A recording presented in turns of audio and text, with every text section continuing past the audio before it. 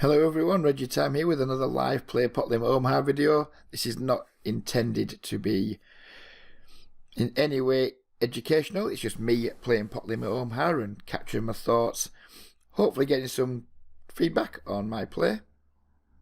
Hopefully polite feedback. I've been getting some quite rude feedback lately. I think there's like a bunch of people who've latched onto my channel who just want to criticise everything, which is, guess it's up to them, but it's quite dull, boring. It just seems to be quite vitriolic and not in any way constructive. Just 2 or 3 people who are pretty unpleasant. So if you guys are watching these videos and you enjoy them but don't often hit the like button, please do just hit the like button rather than just having people hitting the thumbs down and basically calling me a dick. It'd be nice if you could do that for me. If you don't want to, fine. Yeah, I'm playing a bit more PLO. I've been playing PLO for the last 3 or 4 days. I've been studying as much Jay Nandez stuff as I can find on YouTube because I'm a tight bastard, and there's a free PDF on Upswing from Jay Nandez which I've found incredibly helpful, which helped me find a few things that I'd been doing wrong that I put right. Defending the blinds too much will be one of them. I was certainly defending the blind too much. I wasn't 3-betting enough from the blinds, which sounds a bit contradictory, but I was defending a lot of the blinds with calls rather than 3-bets. If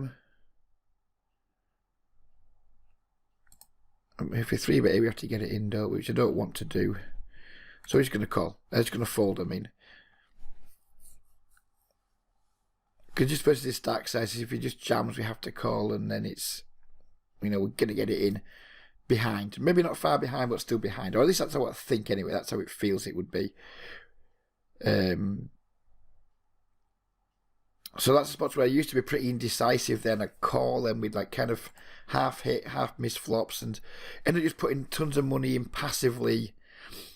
Not great. I'm trying to avoid doing that. I'm trying to be more decisive and more confident in what I'm doing, either with the folding or with my betting. Yeah. So the things that the PDF taught me about myself and some Jay Nandez videos were I was calling too often from middle position and cut off with marginal hands.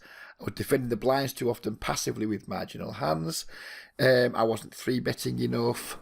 Yeah, there's quite a lot of things. I can't remember off the top of my head all of what all of the things were, but if we just put I made this notepad of things that I've been doing. What on earth? Oh, that's what's happening. That's why it's making noises. My microphone was resting on my keyboard. So these are things that I would feel like I was doing too much of that and try to stop. So play tight from the blinds. Don't call too much middle position cut off.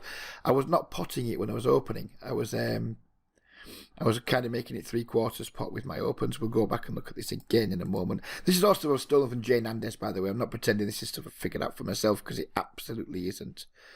I mean, I guess we're just going to get it in here with a hand as strong as this.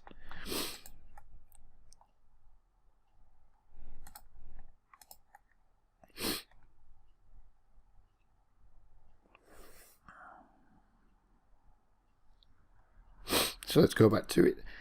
Re-steal more. I certainly wasn't re-stealing enough. Check way more out of position. That was like a real eye-opener to me. Jay Nandez actually says we should be checking most of our range when we're out of position in Pot Limit Omaha, which is a completely foreign concept to me, coming from a no-limit background. He basically says you just want to be c-betting your nutted hands and your mega strong draws and checking almost everything else. And something I used to do a lot was I'd bet marginal hands, whatever, trying to get folds or whatever, and I'd be getting raised and having to fold. That has been a huge eye-opener to me and a massive help. When you find one of the best Pot Limit Omaha players around giving you advice like that, it's really opened my eyes, because that's something I certainly wasn't doing. I'm not too convinced by this one, because I don't really know what it means exactly, to be completely fair. More polarized post stops, so basically high bet when I've got super high equity, and then mid bluffs should be stuff with blockers and what have you. I haven't got my head around that properly yet, but it's something I'm trying to work on, and try when I'm reviewing hands, I'm looking for spots where I need to be doing that more, or identifying more spots like that. Sorry for the sitting out again.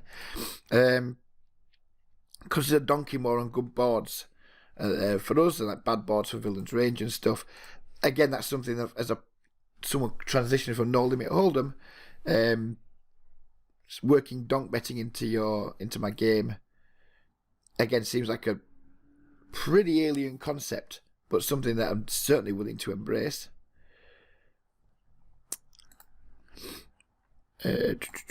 No hero calling rivers in pots with tons of early street action. Yeah, we've done that quite a lot. With like, I don't know, third nut flush or second nut flush, or I'll have trips, or I'll have a straight, whatever it is. Like weak, or not weak, but strongish, but not nowhere near nutted bluff catchers. If that makes sense. It doesn't really, does it? But yeah, with strong bluff catchers, it doesn't seem to work out too well. I'm like thinking back through some of the horrendous calls I've made in pot limit Omaha. Yeah, bluff catching doesn't seem like a clever thing to be doing in the large pots when there's been tons of pre-flop action or early street action. That's something I'm definitely working on.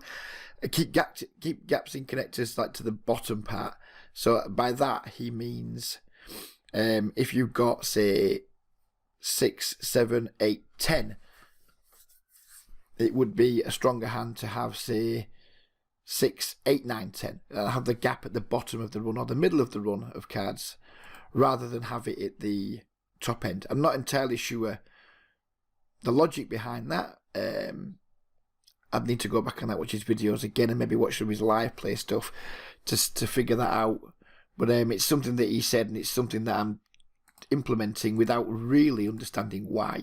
But I'm implementing it anyway, and hopefully I'll figure out why that's the right thing to do as we go along. And last one, 2 high suits, way better in double suited hands than 1 high suit, 1 low suit. So when you've got, like, I don't know, ace, king, 8, 7 double suited, it's much better to have like the suits to the ace and the king. So like king 7 suited and ace 8 suited than it is to have ace king suited and 8, 7 suited. I kind of already knew that, but it's on there just to remind me of it. And I open those notes every time before I play and look at them quickly. And yeah, it's been really useful. It's been pretty helpful to me. I feel like I'm playing pretty well. This guy's just an absolute head the ball, this no-name.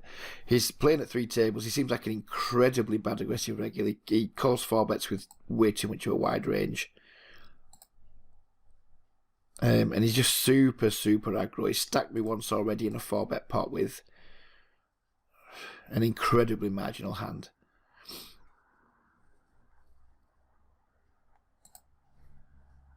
If he checks again here, I'm probably just going to bet.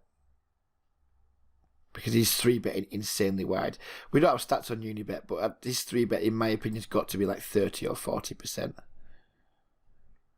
In fact, I might... No. I was going to think about maybe employing a limping strategy versus him. Because, I mean, sometimes you get bad aggressive players in pot limit Omaha that are really bad and really aggressive.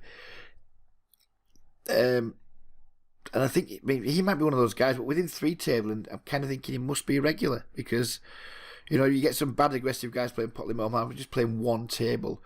But he's at this table, and this table, so he's playing 3 tables. So I'm guessing he's a regular of some description, but he's like manic at the same time almost. But not super manic, like some of the real maniacs you see. He's not one of those guys, but he's certainly not good.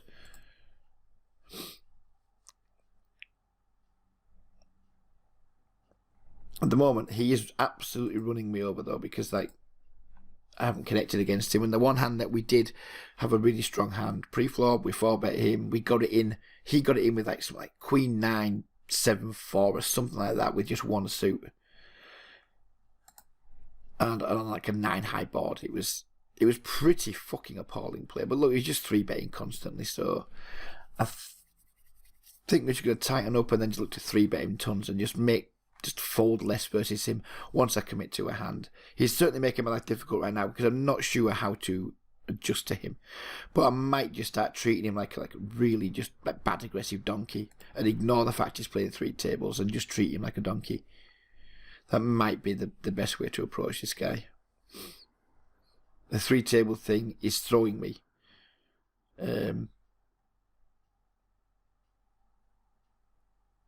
Because I don't typically associate like rank bad players with 3 tabling. But maybe he's just a rank bad player that's 3 tabling. It doesn't happen very often, but maybe he is. Maybe he's that guy.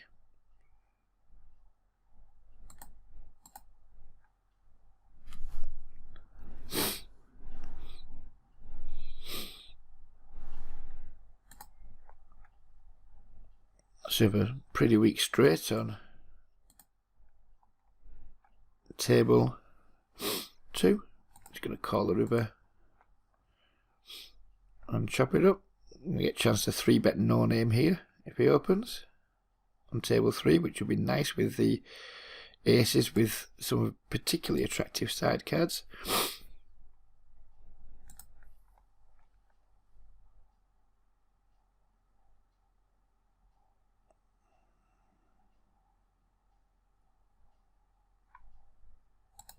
Hopefully he just pulls the trigger again. He just calls. And with like a stack to pot ratio of like whatever this is, 1.5, I'm just going to pot it and get it in here. Yeah, doesn't seem much else to do to me. Checking back on this board texture seems really dangerous.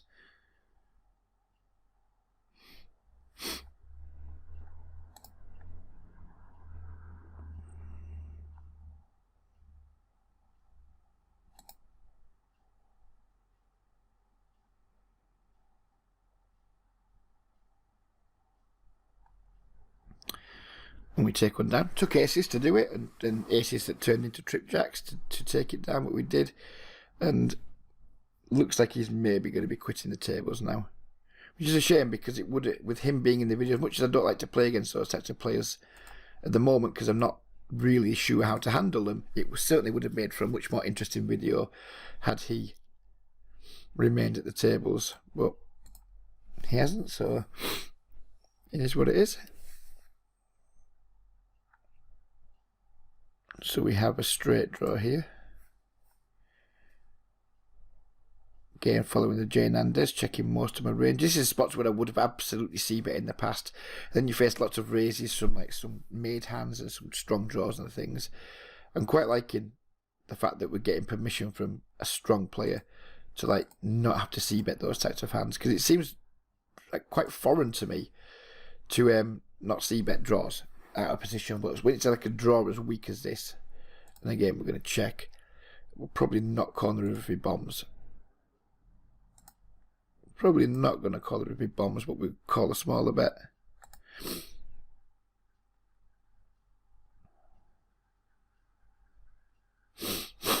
I'd have preferred a stronger suit here on table 2 with my 3-bet, but I think it's a fine 3-bet anyway.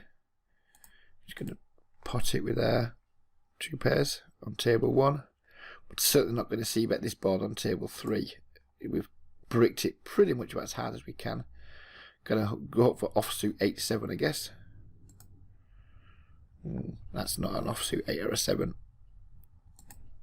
Not a big fan of the king on table 1. I'm a big fan of the river though.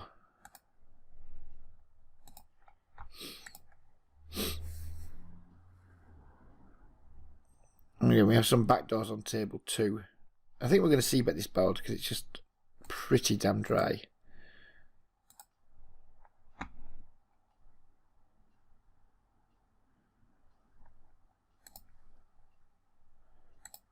And we do have some backdoor equity and no showdown value. So it seems like a reasonable spot to c-bet. If we get raised, it's going to be the easiest fold ever. If we get called, probably just going to barrel on good barrel cards. That would be one of the better barrel cards, I would imagine. It doesn't bring any extra draws for him if he had any like flush, backdoor flush draws or something. But it's obviously we now got the whatever you want to call that. I don't think it's a wrap, but it's a strong straight draw. And just like bomb and commit, and now we hope to hit, of course, which we do. It's nice to run good. But I think I played that hand fine. I have no issue I played that hand. I don't think I played it badly. We got it in as an underdog, but I think that's fine in situations like that. Flopped a flush draw and very little else here, not flush draw.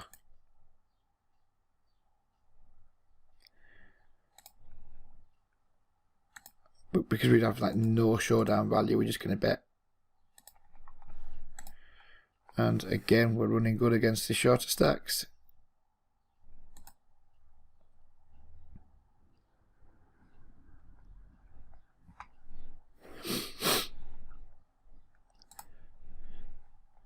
I do believe that if we can get good at pot limit Omaha, it's going to present way more opportunities. I feel at the moment, like if I'm ever to get, I think I mentioned this in video 1, but I'm not sure if I did or not in my last pot limit Omaha video. But I don't think I can ever, unless something dramatically changes in the poker landscape, I don't think there's ever any chance of me playing 100-0 and being like a solid winning player and a good winning player, making like thousands of dollars a month at 100-0. I just don't think it's going to happen. I don't think I'm good enough. I haven't got the ambition to battle regulars that hard. But I think there's a ceiling on what certain players can achieve in no limit hold'em in terms of what limits he can get to. I firmly believe that, unless you're like for the average person anyway. And I consider myself like slightly above average on poker, but you know, pretty above average for the games I play. But in the overall poker like cash game landscape, certainly, you know, far from a superstar. But I believe I could like get and play higher stakes pot limit Omaha. I think there's a chance I could get to play like 50 pot limit, 100 pot limit, and start making like thousands of dollars, or like over $1,000 a month, pretty regularly, not easily, but I think there's potential for me to do that. In no limit holding games right now, do I feel I could like play 100-0 and print money at it? No, I don't. I really don't. But I think I could certainly do that in pot limit Omaha. I think it's, and we'll play this hand and I'll get back to the point. Flush draw and a pair. We're just going to call for now and see a turn. If we had an open ender there, I would have raised, but when we just had like a pair and backdoor, some like backdoor straight draw and like not the nut flush draw, and now the board's paired, I'm just going to fold. Yeah, I think there's a ceiling on what I can achieve in no limit hold'em, and there's a ceiling on what I can achieve in pot limit Omaha, but I think that ceiling is much higher. That's the point I'm trying to make. So I'm hoping that there's going to be some potential for me to have a really good time playing some pot limit Omaha in the coming weeks and months, and it's exciting me at the minute if I can make it stick. No limit hold'em stopped exciting me a long time ago. I'm quite excited at the moment by the like pot limit Omaha, and if I nail it, if we do get better, what it could potentially mean to like how much money I can make from playing poker. Because I mean, when you're playing like 30-0 tops, which I've been playing lately, 30-0 tops, 20-0, 25-0, and I've only got say 70 hours a month now to commit to poker. You're not going to make a huge amount of money. It's impossible to. You know, if you have like a $600 month, you've done really well. I think I can certainly blast through that at the pot limit Omaha tables. We flopped a pretty weak flush draw here. So we're just going to let our hand go. Really super shit jacks. I'm going to open them, but we're not excited about it. So yeah, I think there was more potential for sure in pot limit Omaha for me to get back to having like plus $1,000 months on a very regular basis, which used to happen for me back in, you know, as recently as like last year sometime. It's not happened anywhere near as much this year. What have we got here? Got like a top pair. Nothing basically. Hasn't happened anywhere near as much this year because I'm playing lower stakes than I used to play, and games are just much tougher than they've ever been. The no limit landscape is as barren as I can remember, and I'm not one of these all poker's dying sort of thing, but no limit seems like a fucking super tough gig at the moment. So if I can successfully transition to pot limit Omaha and become a reasonably successful winning player at up to 50 pot limit, then I think we can open the door to having like really spectacular months again. I'm going to call with the King's pretty dry side cards. Not the worst, but certainly not wanting to 3-bet with them.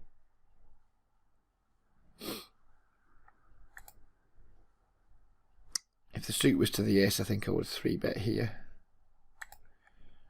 But it isn't, so I'm not going to.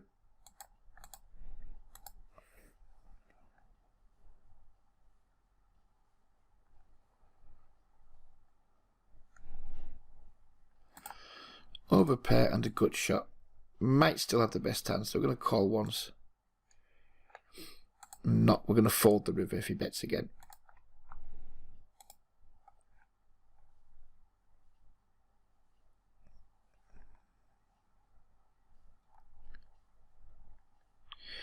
Gut shot on a flush draw with an overpair. Again, we'll call and reevaluate the river.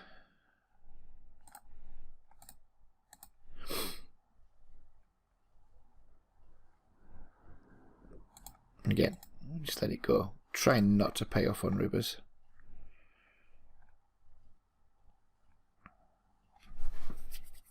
And I could certainly be making some mistakes here, which is why I'm playing as low as... I mean, I've got the bankroll to play 25 PLO for sure, but I want to play these games for at least a few weeks, just to like build confidence, get better at the game, get feedback on my game from players that I respect. And yeah, it's not about making money for me the next few weeks. It's about hopefully presenting myself with an opportunity to take my poker in a different direction. Top 2 pairs, super wet board, c-bet. Happy to get it in versus this gentleman here. Be less happy to face tons of action from King of Spade. But I think on that board texture, we just have to go with it. And we block the sets pretty. He doesn't have aces. We block pocket sevens. That is a truly abysmal turn card when we get called in 2 spots. So it's going to be pretty much handover. We're going to check back if we're allowed. We're going to fold if he bets. And we're just going to hope to hit ace or a 7. Which we fail to do.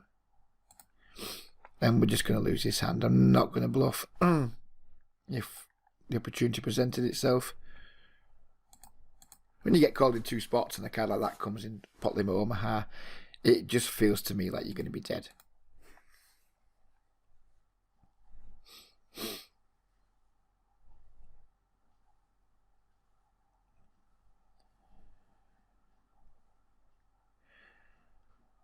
So we have 2 pairs and we have a gut shot. Start by checking. Still have 2 pairs and a gut shot. And now we just have 2 pairs.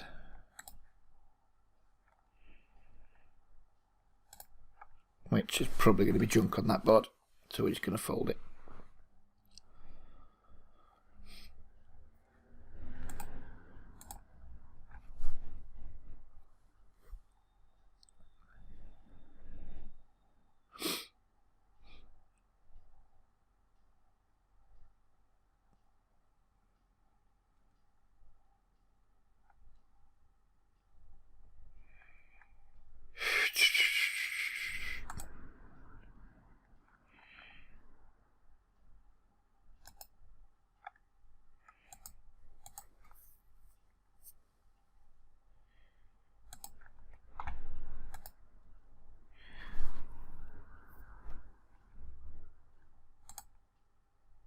Not a good flop for the Jack.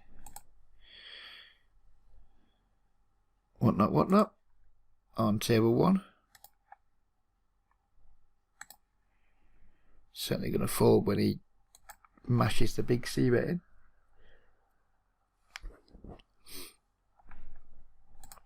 We've improved our hand to 2 pairs on the river here.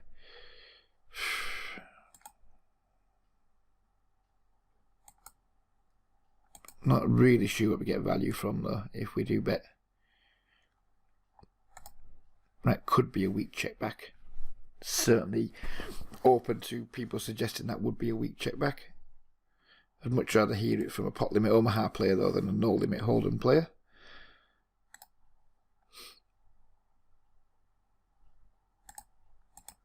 Hopefully someone joins this table soon because I don't really want to be playing three-handed.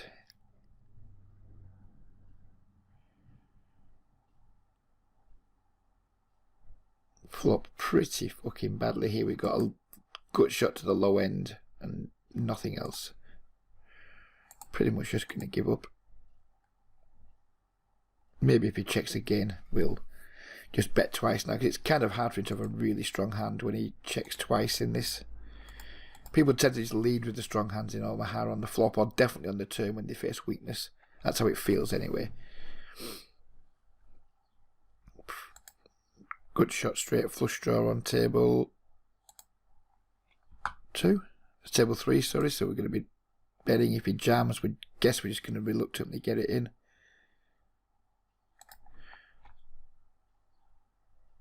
I'm going to take my free card here. I don't think the 4 is going to give me any fold equity. I think we're just going to be setting money on fire, double barrel in here, because I don't think he's going to fold too often. So I may as well just try and make my hand. Yeah, he certainly wasn't folding that hand. Certainly wasn't about to fold that hand there. Did he have top pair and a flush draw? He was going nowhere.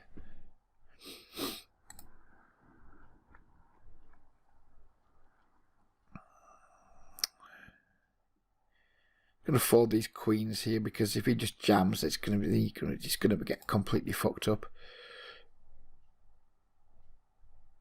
He didn't just jam, but never mind.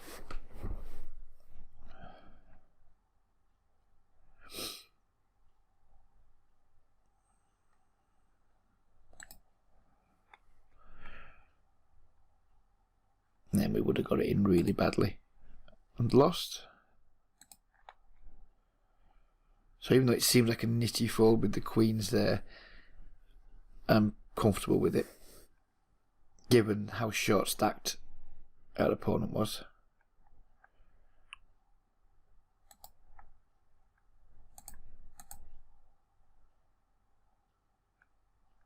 So we've got the nut flush blocker here and a gut shot.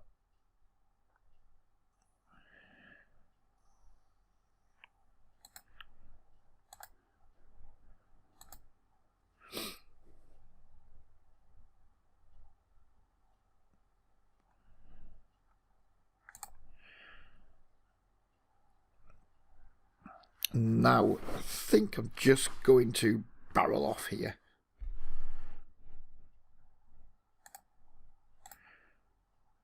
When we have the ace of spades, which hopefully makes it really hard for anyone to just jam on us, and the king's out there. I mean, if he has a queen high flush, we're going to put him in a really tough spot on the river. If he has less than the queen high flush, he should really be folding. And if he doesn't, well, fuck my life. And he did get the fold. We got the fold through, which is pretty nice when that sort of thing happens. It's just really hard for him to want to call down there. He needs the queen high flush. You would think. I mean, who knows? Maybe he just goes down with an 8 high flush there and I look like a complete fucking womble. But it feels like it's a good play. And if we end up being against somebody who doesn't fold 8 high flushes, then that's just kind of unlucky. But it felt like a fine play to me.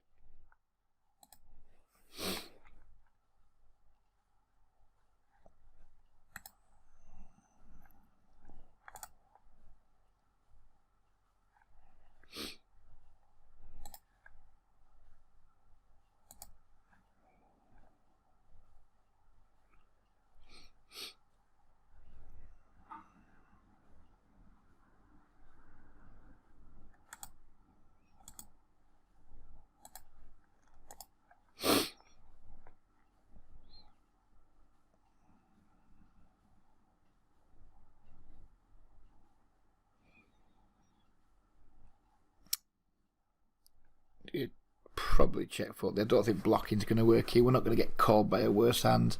It's going to get raised by straights and things. Just going to check this river on table 1. And fold. It's a spot where in no limit you can block and sometimes get called by a worse, but I don't think you get called by a worse in pot limit Omaha on those board textures. When you've just got 2 pairs. When there's just a plethora of straights out there.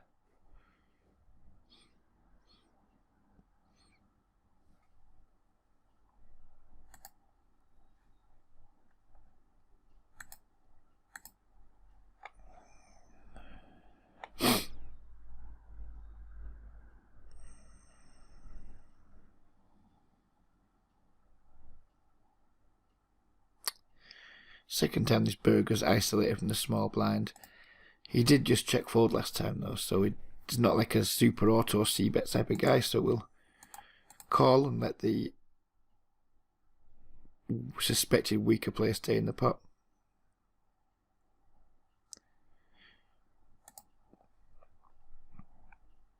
Our hand's pretty rank here, but we have 2 high suits, so we'll see it take a flop. We flop pretty much nothing.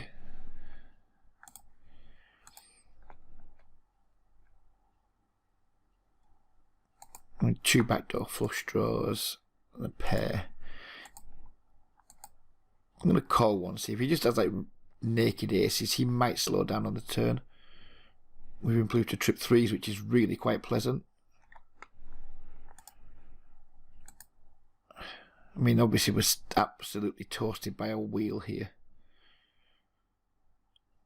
I mean, how can you have a wheel? What the fuck am I talking about? You're going to call and just hope like a high card comes off. 6, not ideal, but he's repping like aces and what have you, so I don't think he's going to have a straight very often. What's the straight? Like 5-4? Very unlikely, unless he's got like ace, 5-4 or something.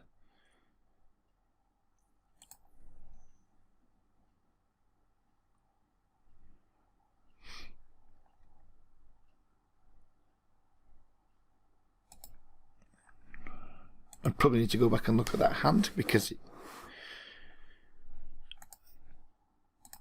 it doesn't feel great, but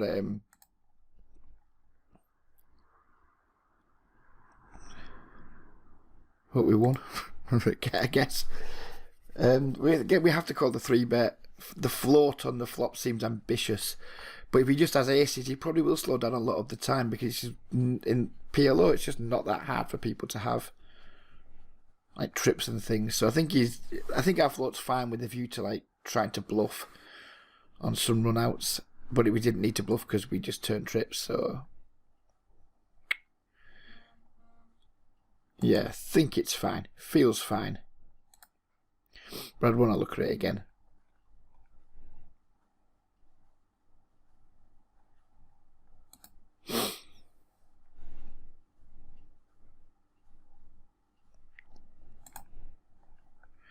I wanted to check fold this river. He's making it really quite difficult for me too. We're getting such a great price.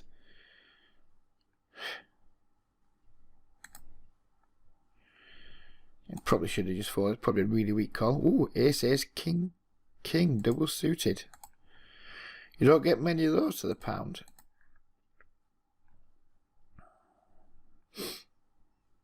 Do it, bushwhacker. Do it.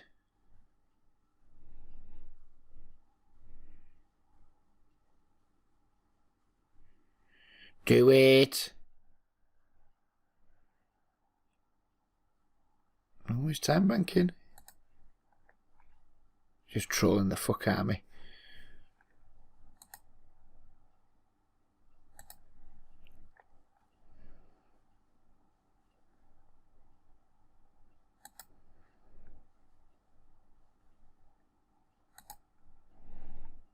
Oh. Bushwhacker.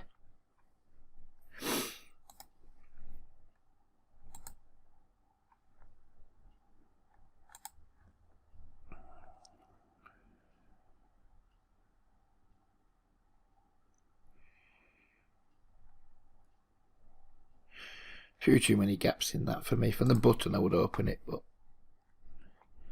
trying to avoid gaps. That's something else I learned from Jane Anders. Gaps. I never used to mind gaps if I had like I don't know, something like that, like, or maybe 8-9 Queen King, or 8-9, something like 8-9 Queen Ace. Like, there's lots of ways to make different straights.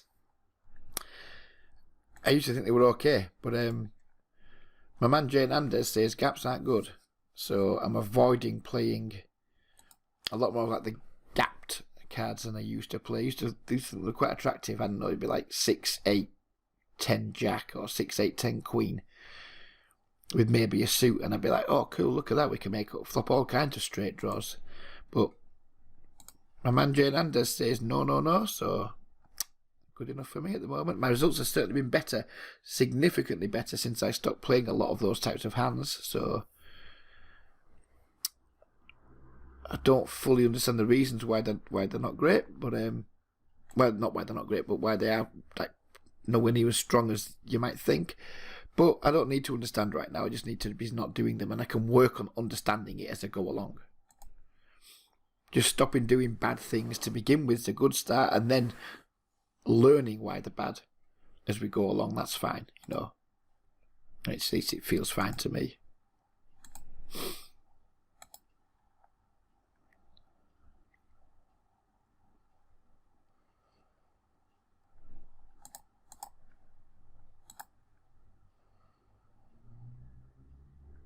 These exact types of hands, I used to massively overplay these sets, and I'm like, well, cool, you know, we got every straight draw covered just about.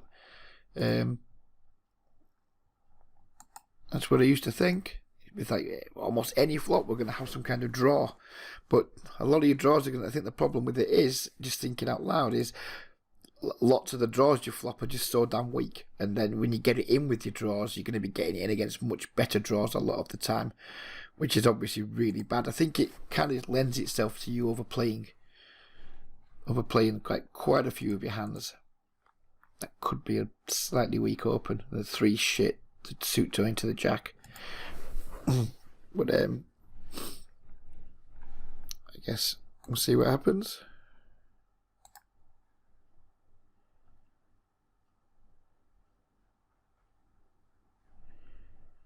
That is a top set.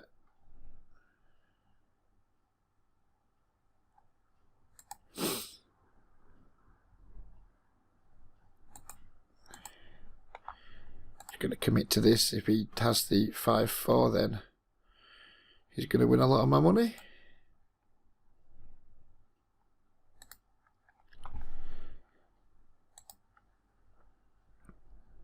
That probably should have been a call on the button. That was a little bit of bad autopilot there by me on table 3. Absolutely should have been a call, I think.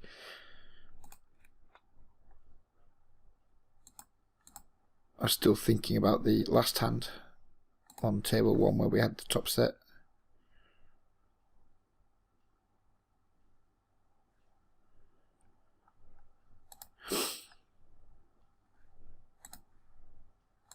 These situations were definitely overplayed in the past. I would have c-bet that for sure before Jane Anders was saying we should be checking most of your range. We have to call once, but I don't really know what I want to hit, to be honest with you. Guess a jack. Don't know. Now we've got 2 pairs, and if we face extreme heat, is that what you do now? Do you just jam? Do you check jam because you've got 2 pair and a flush draw? Do you just fold because someone almost certainly has, like, I think it's just a fold. I think jamming feels like it's going to be really spewy. Feels like we can't be ahead very often here. But what are we behind to? Sets, I guess. 5s and deuces. Jamming feels spewy. This could be a real nit laydown.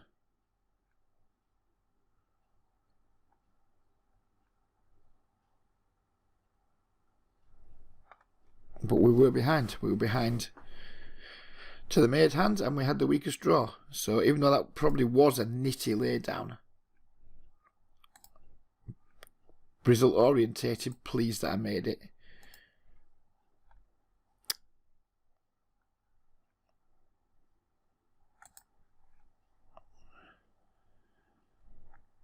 But I would have gone broke in that spot in the past because I would have bet flop and then just bet turn there and got it all in 3 ways and just said, fuck my life, I'm so fucking unlucky.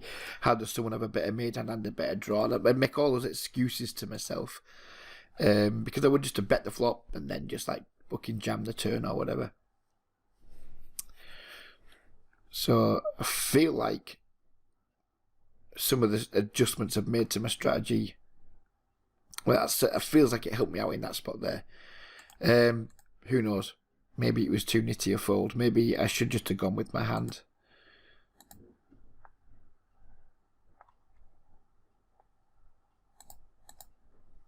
Maybe I'm just playing results there and I shouldn't be. Who knows? Let's hope this guy doesn't put a massive 4-bet in. He doesn't. And we flop an open-ender, backdoor flush draw. This is one that I will just go with, I think, because we're going to make some very strong hands when we do make. Well, he just donks pot into us.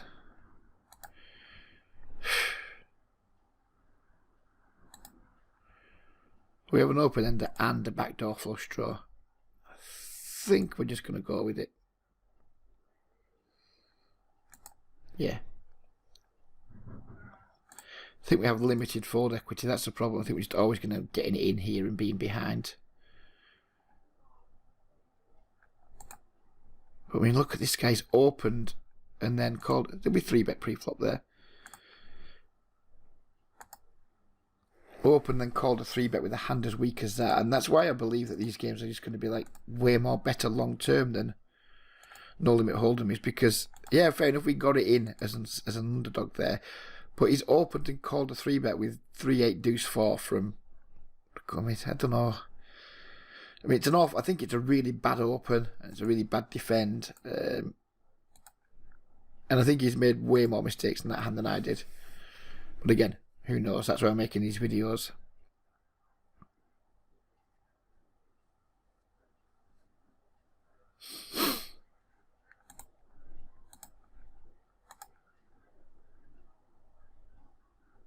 I'm not going to 3-bet versus that stack size. We're going to call and take a flop. We're in position post flop.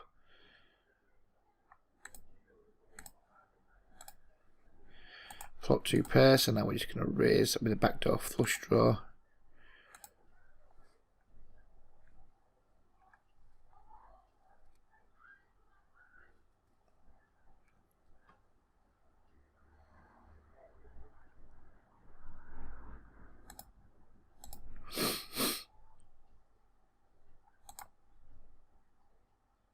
I don't want to 3-bet and get these in.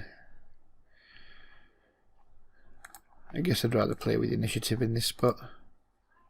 Wow, we're running good.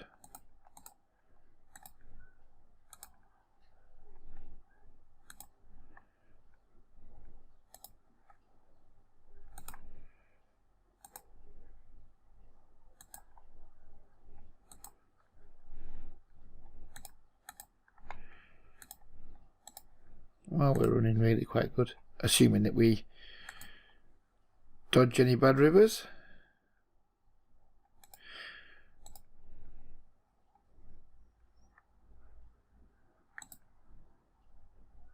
And we're heads up on table 4, which isn't ideal now.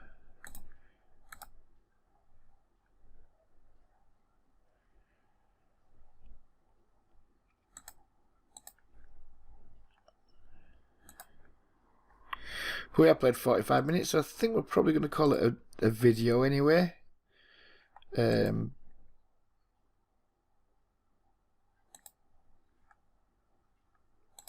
it is getting close. My wife's coming home soon, so I'm going to stop and make her some lunch.